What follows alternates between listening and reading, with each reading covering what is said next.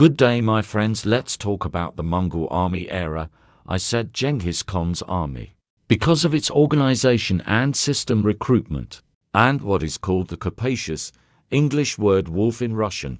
There is no such word. You have to use the whole expression waging war is an army much closer to modern warfare than its opponents out of 13, but suffice it to say that in Europe there is a way of waging war. That what in Europe to the kind of warfare that was practiced by Genghis Khan's practice came only at the end of the 18th century, during the Revolutionary Wars and maybe even Napoleon. Some things like strategic airlift of big cities' army masses across the entire continent of Eurasia. For the second time it was carried out only by the Russians, and only in the 20th century. So of course you want to say army, whereas to all his opponents the words army. And so the Mongol army of the Genghis Khan era apply at best, which he created during his struggle for power in the Great Steppe. It was distinguished by the following main features. First, the recruitment system is the people, the army. Every Mongol man was a warrior. All of them were calculated, rewritten, and distributed according to well-defined criteria. 10 to hundreds and thousands, and the transition from one 10 to another or 100 the other was strictly forbidden. Usually for large campaigns to the Mongols, they used part of their forces. For example, for a campaign against Russia in 1236, each dozen had to allocate 3 fighters, but, if necessary, it was possible to collect and all available forces, thus a small Mongol. The population of the Great Steppe, if you focus on the list, if there are thousands of people who proclaimed Genghis Khan in 1206, then there are thousands of these people. It was only 95, which gives us a total of, if we add the courts and old people, women, children, and others who are not combat ready, but a maximum of 800,000. The population of the entire Mongolian territory is small. Turinko to China, as I have already told you, lived up to 140 million inhabitants. In France 25 million. Even in Russia was about 6 million. That is, it was all completely incomparable values. Nevertheless, the Mongols managed to defeat all of them and extend their power from the Adriatic to the Yellow Sea. So it is quite obvious that it was extremely important for Genghis Khan to use all the human resources of Mongolia, since the Mongols were engaged in nomadic cattle breeding, and every man was originally a warrior in one form or another to some extent. He managed to do it quite easily, but in order to do it, and here is his attention, the military structure was not just military, it was military administrative. A dozen every 100, every 1,000 fighters were not just divisions or military units. It was still an administrative state unit, the only way he was able to turn the Mongol people into an independent state. The people of the troops, and here comes to mind such a statement, I don't remember who is on, Sir Walter said that all states have armies and only the Prussian army, it has its own state, and so the Mongol army of Genghis Khan was itself. The state itself is nothing else than a state in Mongolia of that era. It simply did not exist. That is, there were no taxes, there were no legal proceedings, there was no police and various security forces, there was nothing separate, there was no administration, there was only the army. It was the same. And it was thanks to this that the small Mongol people were able to put up a very significant a very significant military force that was often outnumbered in the main in the battles. The forces of their opponents, although inferior of course, were inferior to the Mongols. Theaters of war have always had fewer than their enemies. So the first one is manning it. The principle of universal conscription was quite modern to the second point, which distinguished the Mongol army. Since the time of Genghis Khan, iron discipline, Genghis Khan consistently cultivated, nurtured this discipline in the process of his conquest of power in the steppe, starting with his personal squad. Gradually, he extended it to all the Mongols and played a very important role here. Such a moment when he was breaking your Jude of the Seth, Shiro the Mongol who at one time in his childhood still saved Genghis Khan. He saw his head sticking out above the water in the wooden block. When Genghis Khan was hiding after escaping and becoming a terrible captive, and he did not give him up, and so now Genghis Khan had met him, he expected Genghis Khan to be remembered for his service and for everyone's good deeds, so it was and it did, but before it happened the horsemen were riding from the detachments commanded by Genghis Khan's brother Kosa. Literally to the skin they stripped the yurt from Shiro's body, packed it all up, took it all out, grabbed it, and dragged it away. And when Shiro was given a lift from the organ to Genghis Khan, who really gave him very great riches, then he will save him. What about naked? How good it is here. Your soldiers have taken everything from me. Sveri singing Genghis Khan. I gave my brother the harshest scolding about this, and he then ordered he will spread the principles adopted in his personal squad and personal army, discipline all Mongols and strictly enforce it on their commanders for violating this discipline. One of the rules of this military discipline is that in combat after the battle, all the loot was taken down to the common cauldron, where it was stored. A part was divided, allocated to the great Kogin. A part was allocated by the military commander, and only there was one special part for widows and orphans, and only the remaining ones divided between the two under penalty of death. But I said that it was distributed, but how was it supposed to be done? As in the army, discipline is spread. In the army, discipline is maintained by tired deception. I was also there myself, but because it was Mongolian, the army was also a state. And the charter of the Mongol army, which was called Yar, so became the law for everything the state and the entire people. In fact, this is the very Usul, the great Issa of Genghis Khan. It is such a symbiosis of the military charter and general civil laws, and there in the quality of such basic military provisions, except for unquestioning vertical subordination and order under penalty of death, was another extremely important one for the war. The principle is the principle of mutual aid and mutual assistance under pain of the death penalty. The Mongols they are obligated to assist a comrade in battle. Not to assist comrades in battle, it was punishable by death, and this one was strictly exacted, because the outcome of the battle and the life of those very Mongols depend on it. There were many of them that Genghis Khan was very fond of, but there were many others, some of which I will mention to you. The principle of collective responsibility, which is also extremely cemented in military discipline, and the spirit of camaraderie and military brotherhood, meant that for the actions of their own, for their actions, their fighters are responsible for the entire top 10, and for the act of a dozen is responsible for 100. That is, if one fighter ran to execute, if a dozen ran, they could have executed 100, but not 1,000. They were executed because 1,000 was the highest military association of Mongol warriors, and there were only 95 of them.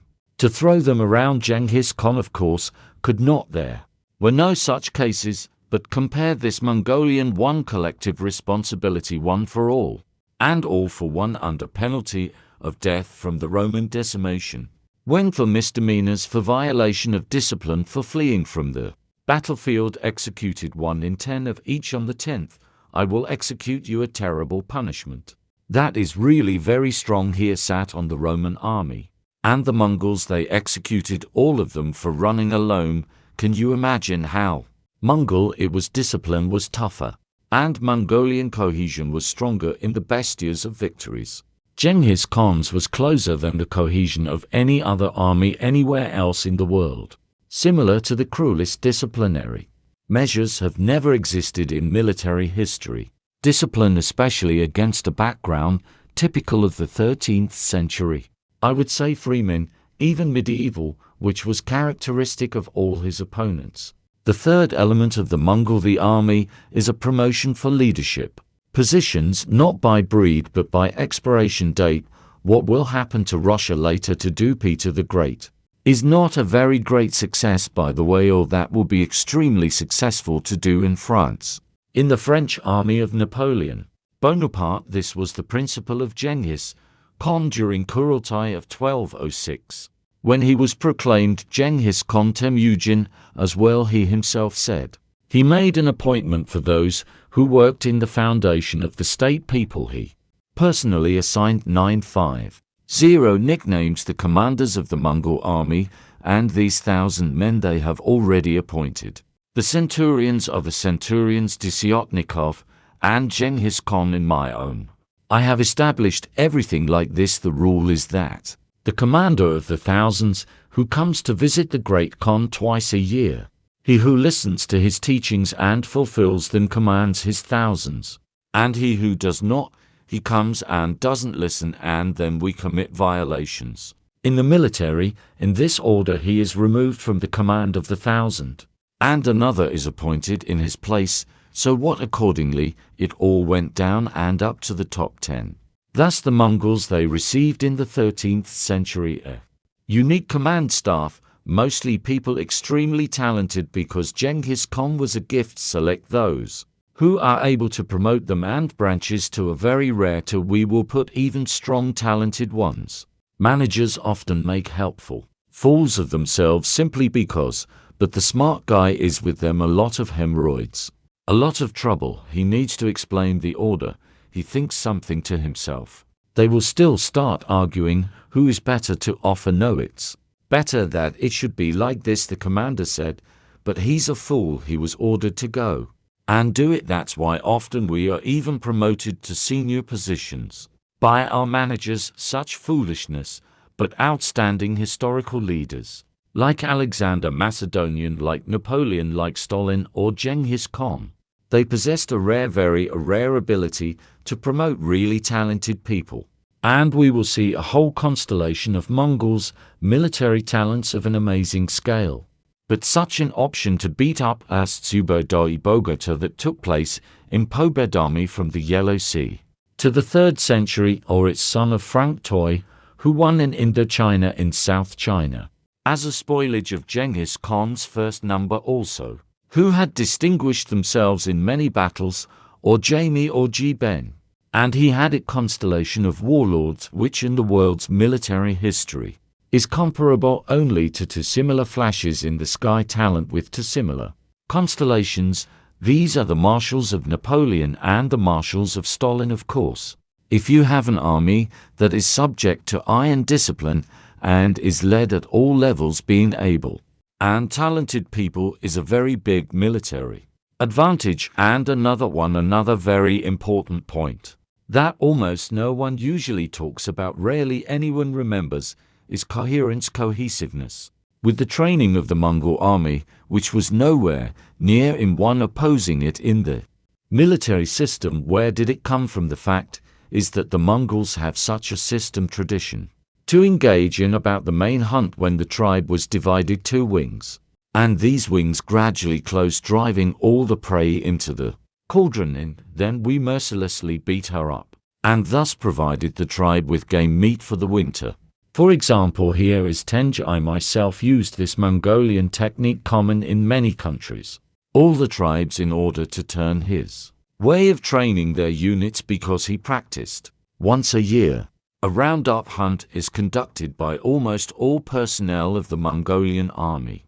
It may not be entirely clear to everyone. Well, there are dozens of them on a very large scale. Thousands of fighters took part in this maneuver, which is called strategic maneuver, and, as we would say now, in the course of these smooth hunts, cohesion was honed units in battle. Why, on the scale of the entire Mongol army, were they in fact. Business is a full-fledged military exercise. That's how in modern armies you first learn to act independently. Platoons as part of a company on the battlefield, then a battalion, and exercise regimental exercises, divisional other than the top their district military exercises.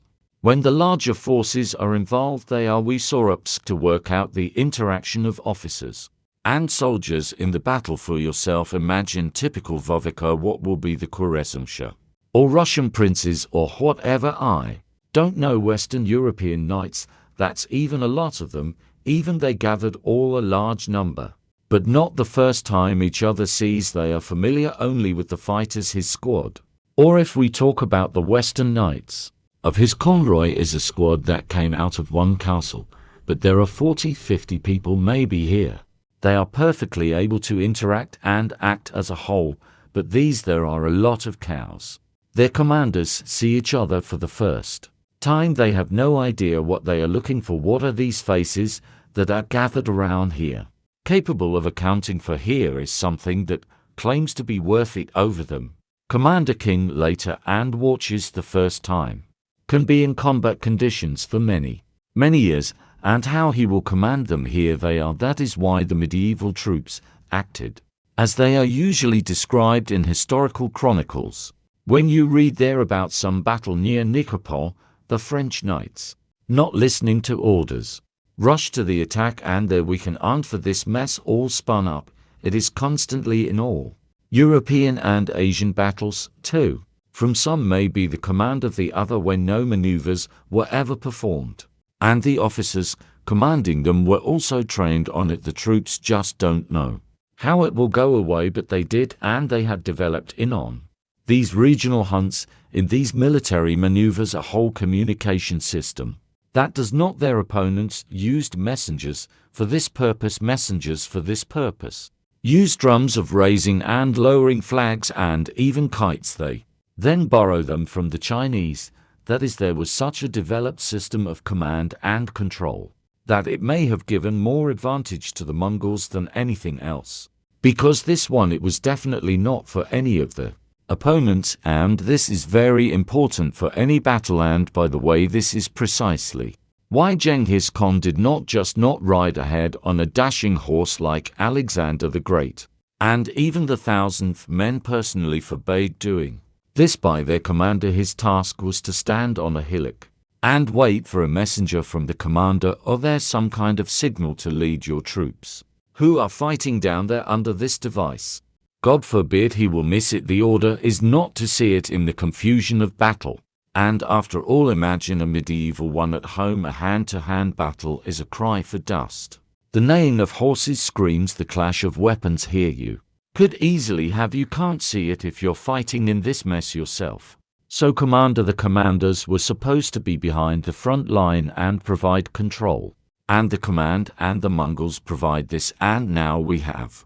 You can see the full picture in this picture, that for all the main features, starting from the recruitment system, otherwise you will lose personnel from military discipline, and on how the interaction of troops in battle was carried out. The Mongols, of course, much closer to the modern army than to the medieval army, and this gave them a great advantage, military advantage, despite the relative small number of their fighters. So still, what was the number armies of Mongol troops? Praise the Lord. Do we have enough for this? Sources. Historians, of course, use other methods. Besides, referring to according to sources, they calculated the average nomadic load on the Mongolian steppe as much as they could reach it. See how many horses the Mongols had. That's how many horses they have now. How many of them were there in 1913 is known accordingly. And also approximately the number was there 13th century, because Stepina did not know the capacity of this. The habitat of the people depends on how many horses, sheep and cattle. There may be cattle feed themselves, and it doesn't change over time, so except of course there's a different smell about cold dry seasons or wet and greener.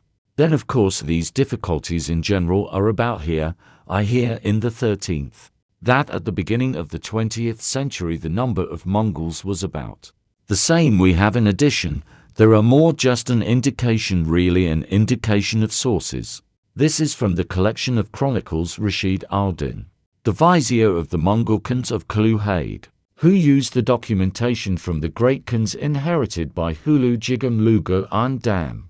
But from Chinese sources and in general, all fourth results are such that in 1206 Genghis Khan made the appointment of 95,000. There were no nicknames, 95,000 fighters in 1227.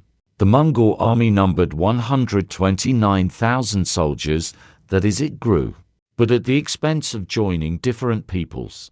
and their cake to incorporate and the composition of the Mongol state, they became to Mongols. And accordingly the Mongolian army is enlisted from 95 to 129,000.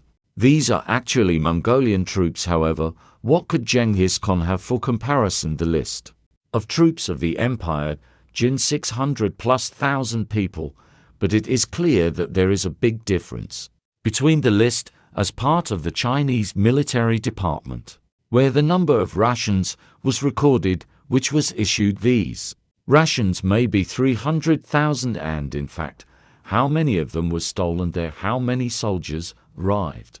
Maybe there were much fewer soldiers, but this is according to all the garrison. All this is a huge problem. The Khitai empires that this territory occupied were then home to 40 or 50 million people in the empire Jin lived.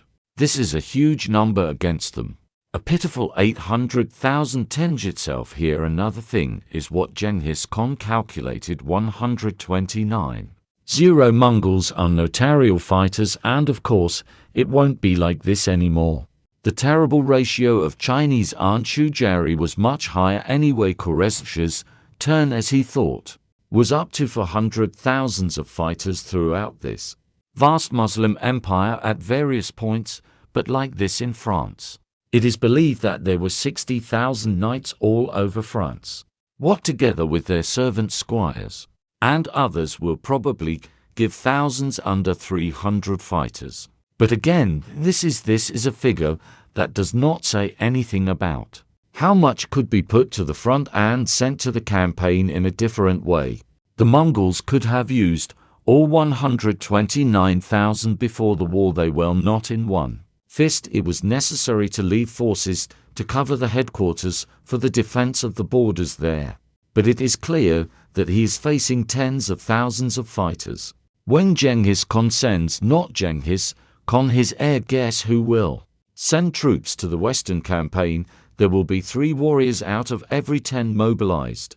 This is enough for about 30 to 40,000 Mongol soldiers. Fighters went to conquer Russia, Europe. All of them were forces, no, not all of them, except for the actual Mongol troops. The Mongols, they began under Genghis Khan when he conquered the steppe to actively use auxiliary detachments, your allies and vassals, in order to throw them in front of you, covering you actually Mongol detachments from enemy arrows into battle. And this is very important. It was actively used. Such troops were called tamas, hence the Russian word darkness. And it is known that one such Tether, and the rich one, was recruited by southern Russia from the black ones, Klobukov Russian and other different, and moved it to Hungary. Here are such there, and go into previously music. Other conquered countries in China, naturally, there could be a lot of them there. But most likely their number and Glomintero was full of food opportunities, because on the one hand control is different because whether the Mongols, and in order to feed their troops in the campaign, they went as a rule several in columns, moving according to the principle of Moltke the Elder. To go apart, to be together, they moved on a wide front. Sometimes even raids in general move, like a campaign against Russia 1238 in the winter, in order to provide food and forage themselves and their own to her, because each Mongol minimum had 3 horses. On a hike on one, he rode on another, weight stroking. The third was a war horse, and a war horse was used here not only in battle, but no one would allow it to be ridden just like that 3 or even 4, because it is better when in addition to the horse on which the luggage is but put a pot there. Corruption, Mongolian cottage cheese, from which could be fed salt. There is still a little bit, and wheat grain is small quantity if you manage to loot, and so on. There is a tent of some kind in which I could hide from, but the whole this scorpion also learned on a spoon well enough to have 2 horses on which he could ride. One is the main one, the other is replaceable, then transfer from one to another, not so get up. That is 3 or 4 horses on the ground. Everyone could, even if 10 Mongol warriors gather, already gives us 40,000-50,000 to her horse and animal. That consumes quite a lot of forage and even more water, and often moving along one road. Such a large number of horses, it's time to feed and water it was simply impossible, so the Mongols themselves. So they were widely distributed throughout the territory of K in their wars well. And give it away, auxiliary troops were not the same. They had to meet the general norm. They did not have to drink in the first place pure water that is pure intended for Mongols, and forage to eat for Mongol horses, but also all the rest and be numerous enough to it. Is known about the campaign in the west of the Marxist troops of the Moldovan troops, which in Germany left behind a very formidable glory of the Russian Polovtsians and so on, and besides that there were also the so-called assault mobs.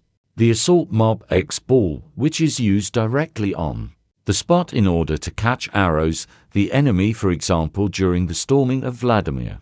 The Mongols will drive the population of Suzdal from the next town. Who gets caught is almost all caught and will throw it to break the palisades around the fortress, break icy ramparts, so that soldiers can climb them, but also climb walls ahead of you. Use techniques that fighting from behind the Mongols, who can exterminate in general. People were terrible, of course.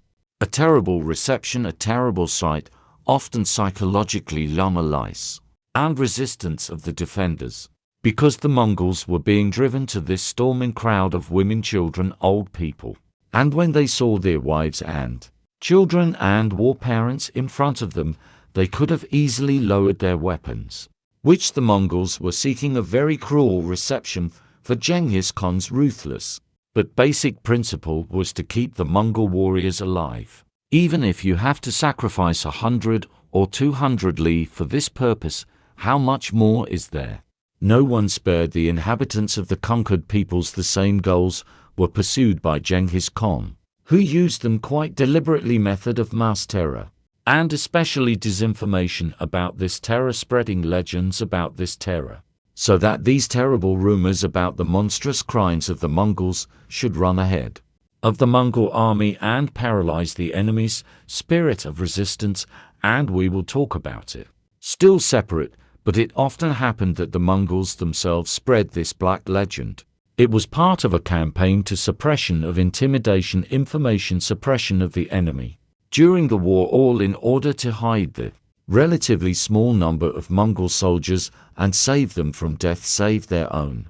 The Mongol troops here and in general, it gave the Mongols have an unprecedented tool of war, that none of them had opponents, and not among the Chinese, nor among the Muslim rulers, nor even in Western European lyceums now. I am arming the Mongol troops. A common mythology is that the Mongols had a miracle weapon in mind, Mongolian bow, which allegedly they're almost 400 meters. Sweat broke through all the armor. Note: eat midnight fluff up. The Mongols were mostly archers, horse archers, and they were proficient at this. Weapons are great, because the Mongol often learned to ride and shoot archery before walking. Science and bows. I had a sign somewhere for comparative effectiveness of combat bows, muskets, and various other shooters. From this table, it can be seen that the Mongolian bow, of course, was the best of all bows. It was a very complex piece of art that humanity has invented in its history. Very difficult to create composite there. In addition to the wooden base were still remnants, due to the enemy of clay veins. Applied all these in a specific way for the land you dried bent in general. It turned out to be an extremely powerful weapon, much more powerful, for example, than the English longbow, which in fact, it is a simple stick with a taut string. Mongolian bow and Mango Turkish look at, of course, that's still a work for good reason. Sultan Selim III at the end of the 18th century, firing from a slightly more advanced from the chart of a Turkish bow. He sent an arrow to a range of more than 700 meters, but this is a shot, a record shot at a distance, of course. It fell there at the end of the flight. It no longer has any power, was in battle any bow's ham. They, though Mongolian from not Mongolian, beat at a distance which in Russia was called a shootout, 60-70 meters. This is the slaughter, the range of Mongolian archery. A little further away was shot on a mass scale. It wasn't about the bow itself. It was about how the Mongols were not very good at this. Either they were shooting at us, as we were shooting at them horses, when all 4 hooves of a horse were lifted off the ground a shot was fired, and they were formidable archers, but in the end, they were not the best otherwise. The weapons of the Mongols were nothing special, and contemporaries of the invasion often told about them just brother bad armed, but because they primarily saw in battle the detachments and auxiliary troops of the conquered tribes. Of course they were poorly armed, but they also had a lot of weapons that the Mongols threw in front of them. The Mongols themselves often armed themselves with captured armor captured after the war, and it's not like they had any particular style of armor better than that. Their opponents do not. As a rule, the Chinese, Muslims, Europeans were in. They are better armed than the Mongols except with bows, but not with bows or swords. And it is not the soldiers themselves who ensure victory, but the army that uses them even as weapons. It was not the T-30 for tanks that gave the Red Army the advantage, but only the tank armies. When it did, I learned how to use these armies this 40 year. From this for more than 40 years they are the first.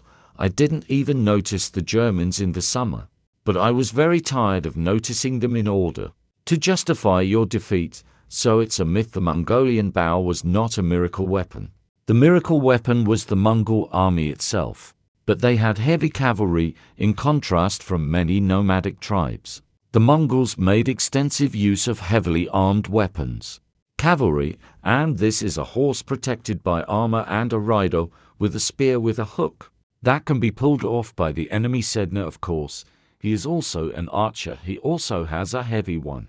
The Mongolian bow is tight, and this is the heavy cavalry of Bogota, and the Mongol vigilantes. Mongol, they wore a punch that decided the outcome of the battle, and they could fight on equal with the Mamluks of Egypt and with the knights of Western Europe. As in general, the Mongols were divided according to their level of training, in addition to, of course, this here is the storming crowd of Hoshir, Hussite and auxiliary troops from the conquered nations. That could be they had all sorts of military skills and training, like cavalry and archers, Bukha district squads, and professional Po fighters. The degree of their training comparable to European knights and Russian knights and Black Vardy. Your Genghis Khan was called on cats at the end of his management. Should be 10,000s of people were brought in. At first there were 1,000. They were selected warriors better than Po in their own way. They are exactly, I am such an Asian replica of Napoleon's guard. They selected the best fighters from everywhere, and also took the sons of all the 1,000-year-olds to us. A clear goal that they should be under Genghis Khan and guarantee the loyalty of these 1,000 men to the great Khagan here, and these they were super fighters. They were trained to the point of collapse. They were extremely proud of their skills. High position under Genghis Khan, and it even disappeared in the century advantages of their own guardsmen. Kishek 10. Over thousands of nicknames, not even over fighters, are not above the centurions. No, every guardsman is above thousands, not to the ordinary army, but this it was certainly an elite unit. It was quite strong, but it was rarely entered into battle to by Genghis Khan. Also takes its own guardsmen, but like any guard does, the guard often fight before, not only in the most important battles. And it's good if it's not the Battle of Waterloo. That's what the Mongol was like. They're still Mongols and widely borrowed in military technical innovations from all peoples, which is why when they started the war in China, they very quickly started using the Chinese siege artillery. And this artillery allowed them to storm any fortress. The peculiarity of people that they widely used powder charges is that Subyadai Bogota in 123,234 years stormed Kaifeng, the capital of China, and their cast iron pots filled with epochs that were called were widely used, intimidating and very strong effect. And of course I can translate them to my own language. Weapons on the island are unlikely to be in large numbers, because you can't get enough pots on a hike, especially in the Ural. Let you fall where there are these pots you can pick up, but so that you can make powder charges as well. Applied, it was great for those times. But in Europe, when the Mongols face the better European fortresses they will see there, and more perfect the siege weapon, is a right-handed trebuchet. A counterweight, unlike the Tengshin Chinese stone thrower they are also this trebuchet borrows, it will appear in China under Kublai, and precisely with the help of Western European Mongols, called them Muslim trebuchets. For the help of these Muslim three buffets will take the famous Chinese fortified area Sonya knife antenna, after which the fall of the southern Sum's empire will become a question. Just time here is the still was such a Mongol army. And add here Genghis Khan attached a huge role to intelligence, unlike the generals. Both the previous epics and subsequent ones were given extremely great attention. Great importance was attached to intelligence, very much in Open Veliki. For example, intelligence neglected very much this horny is he without. Intelligence did not start anything at all Mongolian spies, for they were exiled long before the invasion to enemy countries where everyone learned everything that could be learned via scouting and traveling. They were all veils. They went ahead of the army and learned everything they could. It is possible that opponents, and therefore Mongol commanders, knew as a rule exactly where the enemy was located. By whom as the enemy, how I didn't know anything about where the Mongols would come from. And another element is of course information support. I can't say this terror and the spread of the legend of the monstrous Tyrol on invincibility. The Mongol army, in the horror of which it spreads, it was necessary in order to paralyze the will of the people to resist, was often used effectively enough. This is a strategy, but it was extremely unpleasant for Genghis Khan. The consequences that he himself hardly thought about in history, it remained. And the Mongol invasion is generally perceived in our country as a monstrous invasion, terrible barbarians who slaughtered everyone there, literally sawed everything, burned to the ground. Everyone was destroyed, which in fact in general was not the case. And cities were really destroyed, burned, but not so much how the Mongols themselves wanted to present themselves in order to behave horribly, and as many historians still do. They write their blue ones that the city of Mir was completely destroyed, and after that once again 5 probably rebelled if there were enough people fighters to raise an insurrection, so that it's all of course kind. That was the military, the power with which Genghis Khan conquered the world. Wait for the sequel now. We will see how this force was used in battle so far.